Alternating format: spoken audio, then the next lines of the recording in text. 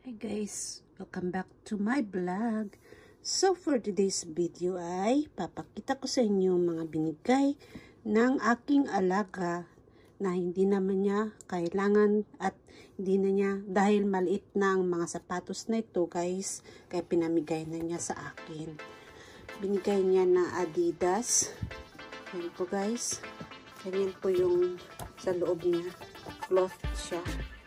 At meron siyang elastic to na cloth. Yan po guys. Minsan lang niya ito ginamit. Yan yung niya. Yung parampakan. Yan po siya guys. Yan.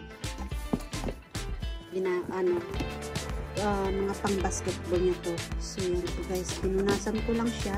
At okay naman na siya. Yan ang lambot po niya guys. Medyo mabigat po siya. So, ito naman yung pangalawa na binili niya. Ito ay Dwyane Wade ang tatak niya. Yan po guys. Dahil paborito niya si Dwyane Wade na basketball player. At yan po guys. Ang sapatos na ito. Tatak niya. Yan po siya.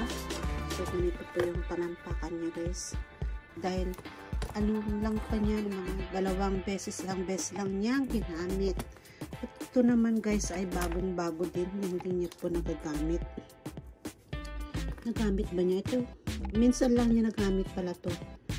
Yan. Malinis na malinis pa yung kanyang palampakan. At yan po guys, fresh air talaga siya.